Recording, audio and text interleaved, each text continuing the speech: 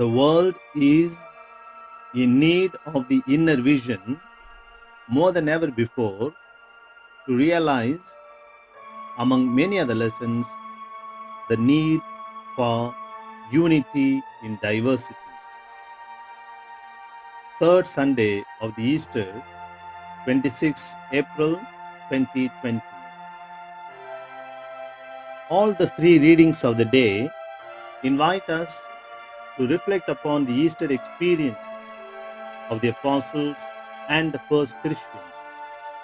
Their experiences, in turn, invite us to have the same original experience of the risen Jesus. Of course, compared to those apostles and the first Christians, we are rather unfortunate as we are living 2000 years later, and therefore we cannot have the same visual and physical experiences of the risen Jesus as they were lucky enough to have.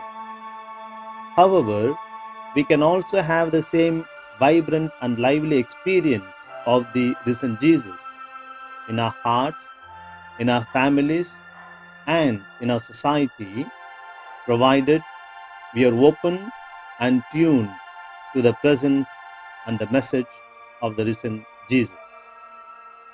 The scenario of the first reading from the Acts of the Apostles, chapter 2, verse 4, and again verses 12 to 33.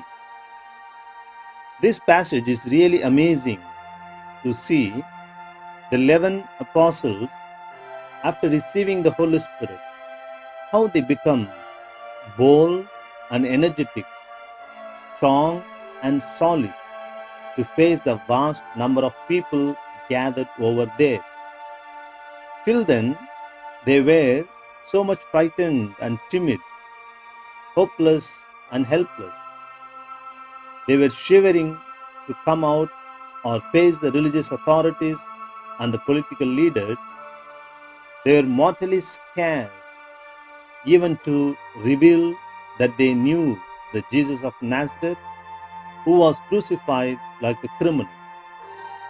They were terrified to identify themselves as the disciples of that man of Nazareth.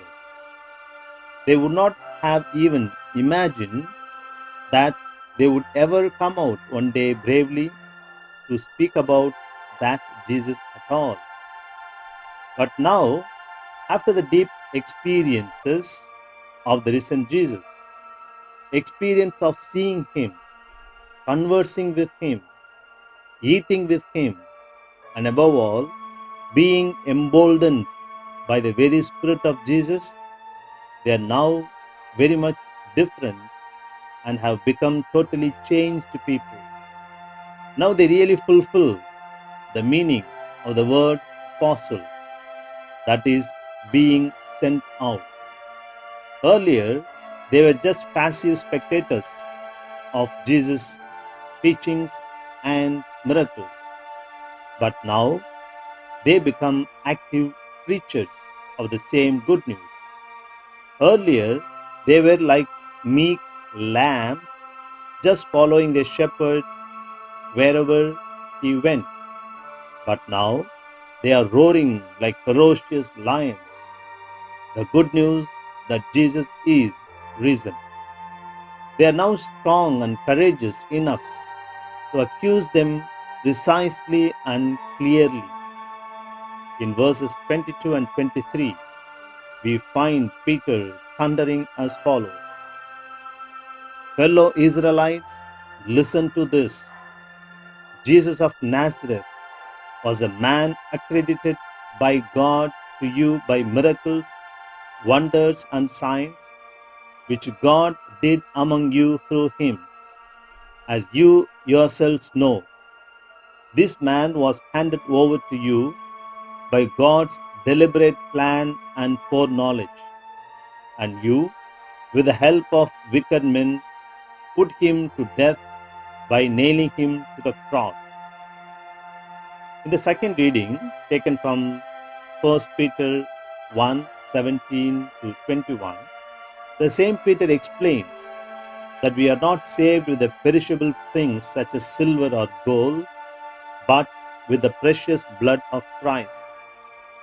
The gospel passage taken from Luke chapter 24, verses from 13 to 35, narrates the familiar incident of the journey of the disciples from Jerusalem to Emmaus. They were in a situation of total dismay and confusion. They could not believe the women who claimed to have seen the risen Jesus. Their hopes that Jesus would bring liberation to the Israelites were shattered as he was crucified on the cross. As they were discussing it on the way, Jesus appeared as a stranger to join in their journey and began to converse with them. Since their eyes were shut, of course, metaphorically, they could not recognize Jesus. After listening to them, he slowly explained to them about the Messiah as given by all the prophets in the sacred scriptures, starting from Moses. Jesus likes to meet these disciples in their own life situations, and he is interested to know their mindset, their knowledge, their experience, and he likes to share in their sense of hopelessness and helplessness, and then tries to bring them to a new realization. As they developed a sort of familiarity with the so called stranger, the disciples invited him to stay with them that night, probably to hear more from the scriptures. But as verses 30 and 31 declared, when he was at the table with them, he took bread, gave thanks, broke it, and began to give it to them. Then their eyes were opened, and they recognized him, and he disappeared from their sight. Being taken up by the joy, surprise, and the thrill of encountering the risen Jesus, they began to run back to announce it to the others. The experience of the risen Jesus makes them take a radical change in their journey. Yes, taking a U turn, they ran to proclaim the good news to others. This implies that when we encounter Jesus in our lives, real change is demanded in our approaches, our value systems, our convictions, and our lifestyles. We are forced to come out of our comfort zones and make a sort of U turn to reach out to others to proclaim the good news. Let's now focus and elaborate on just one thought, each from the first reading and the gospel passage. They are the lesson on unity in diversity in the first reading and the need for the inner vision as explained in the gospel. First, the lesson on unity in diversity.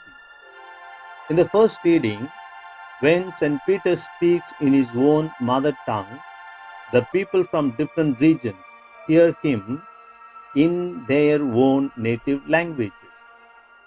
Peter must have spoken Aramaic, the language of the land that time. But the people from different places hear him in their own native language. In the verses 7 to 12, they express their wonder as follows. Aren't all these who are speaking Galileans? Then how is it that each of us hears them in our own native language? Parthians, Medes, and Elamites, residents of Mesopotamia, Judea, and Cappadocia, Pontus, and Asia, Phrygia, and Pamphylia, Egypt, and the parts of Libya near Cyrene, visitors from Rome, both Jews and converts to Judaism, Cretans and Arabs, we hear them declaring the wonders of God in our own tongues. Amazed and perplexed, they asked one another, "What does this mean?" Here we see the power of the Spirit working in and through Peter. It's a miracle indeed. In the book of Genesis, in chapter 11, we find just the opposite of this at the scene of building the Tower of Babel. God scatters the people by dividing them in terms of their languages as a result of their pride. But here, on the contrary, as Peter speaks, God unites them on the basis of the language. Here, we must not miss a very significant point. That is, those people did not hear Peter in his language and understood him, but they heard him in their own language. We know it was not impossible for God to make them hear in Aramaic and make them understand the meaning as well. Rather, he makes them hear Peter in their own native languages. Yes, that is the lesson about unity in diversity. If all heard him in Aramaic and understood him, that would have been just unity. But God wanted to give a deeper lesson, that is unity in diversity. Yes, unity is a gift of God, of course, the sign of God's presence. And unity in diversity is also equally, if not more, a sign of God's presence, and that is what happens while Peter speaks to them. Diversity reveals God's creative power. It shows that God enjoys and entertains diversity and multiplicity. Only a creative and loving person can do that. Diversity is a joy. It adds color to the creation. The innumerable species that have lived so far and still living on the face of the earth is a clear sign of God's great creative power. Even among us, human beings, though about 8 billions, that is 800 crores of people are now living, but no two persons will be exactly the same in every aspect. Though it's usually said there are 7 people look alike in the world, or the twins may look alike in many aspects, but there are certainly several differences. God does not make use of carbon sheets or photocopying machines while creating people. He creates everyone with unique identity and potentialities. In spite of the apparent similarities in the outward appearances, each and every one of us human being is totally different. We differ not only in our color, complexion, and talents, but also in our thinking and the ability to interpret every event of our lives to find meaning. If an event is witnessed, let us say, by 10 people, then there will be 10 different ways in which it is understood. And if they have to narrate it, there will be 10 different narrations as well. There won't be any two narrations to be totally exactly the same. For instance, those who hear this sharing of mind over the internet, though all of us, though all of you hear one talk given by me, one person, but there are certainly many ways in which you understand the talk. The understanding obviously takes place in your own way, in your own context, with the perspectives colored and shaped by your own life experiences and circumstances, etc. This is the power and the speciality of the uniqueness of each and every individual. Today, unfortunately, the world does not recognize the need and the value of unity in diversity. Even those who look for unity, they often fail to see the fundamental need to see the unity in diversity. Perhaps we can say, if one does not recognize the unity in diversity, one cannot really speak about genuine unity at all, as the genuine unity cannot but recognize the value of diversity in being united. We all like varieties in our food, in our dress patterns, in our tourist destinations, in songs, dance, and music.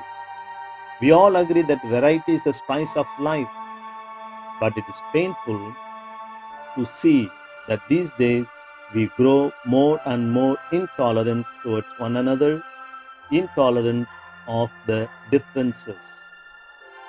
In the process of asserting their own as the supreme and the best, people unfortunately degrade others. They want to impose their own religion, ideology, spirituality, language, culture, food habits, etc. upon the others. Basically, they are not comfortable with the differences, but they need to learn to celebrate the differences. Unity is not uniformity. I repeat, unity is not uniformity. It goes against the creative spirit of humans. Of course, we need to reflect deeply, engage in open dialogue, must have genuine concern for one another, and be motivated by the real interest in the total welfare of humanity and the environment around us. All this will lead us to the collective wisdom. To realize this and many other fundamental features which make us real, genuine human beings, which make us children of God, and that in turn, which makes us brothers and sisters to one another. For all this, we need to have the inner vision about which the gospel speaks today. Coming to the gospel passage, verses 30 and 31 say, when he was at the table with them, he took bread and gave thanks, broke it, and began to give it to them. Then their eyes were opened, and they recognized him, and he disappeared from their sight. Their eyes were opened. Obviously, it refers to the inner vision. With this, they recognized Jesus. Interestingly, as their inner eyes are open now, he disappears from them. That is, their external eyes now become unnecessary, so to say. After revealing, Jesus would have continued to remain with them, maybe accompany with them back to Jerusalem, but he is not doing that. He disappears. Why? When their inner eyes were closed, they could not recognize him. Then Jesus was ready to walk with them. But once they recognize him, once their eyes, inner eyes are open, he disappears. He wants them to become the effective instruments of the proclamation. He wants them to translate their deep experience of the resurrection into action by reaching out to others. Today, the world needs the inner vision more and more. As technologies develop to make our external eyes and external vision better and sharper, there is perhaps a serious and urgent need to make our inner vision deeper and keener.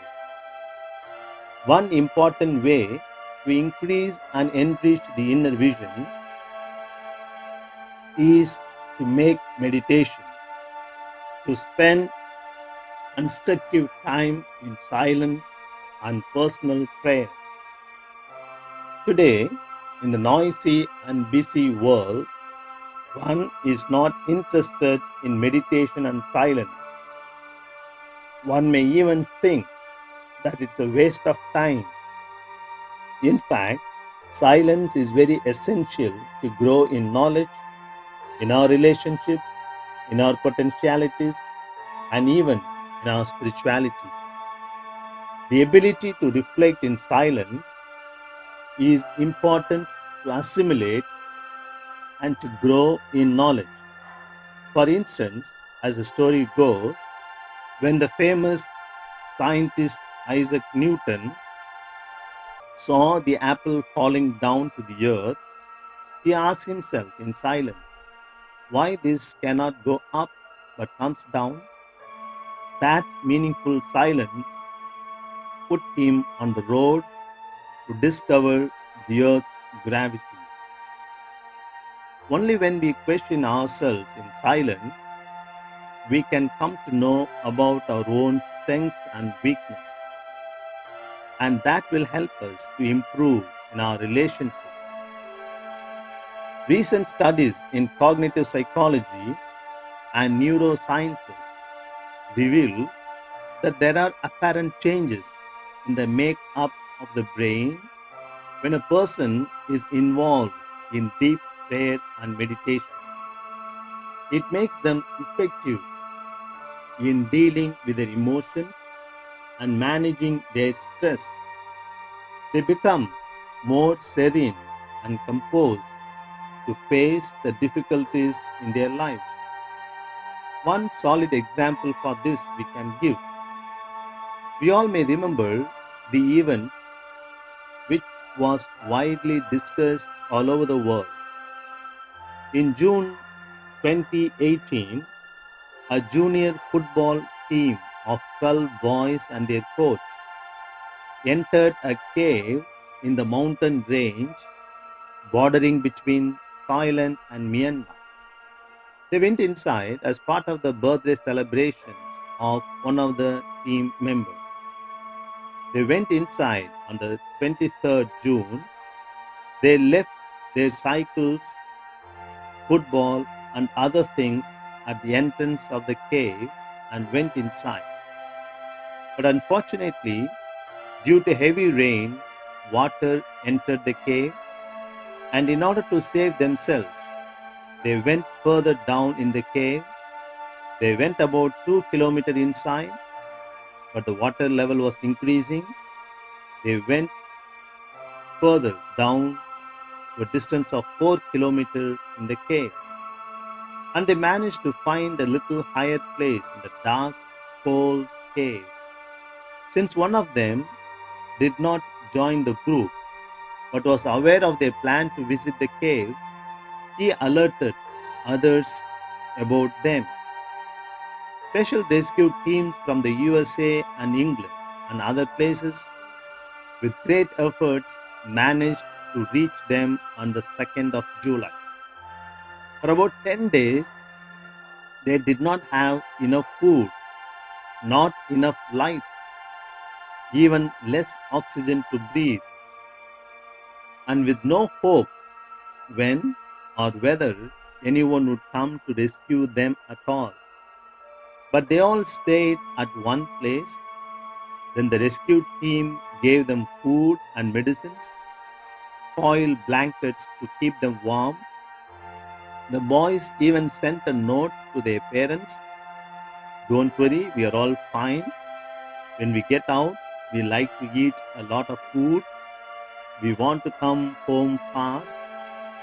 And to the teachers, they said, please don't give us too much of homework when we come to the school.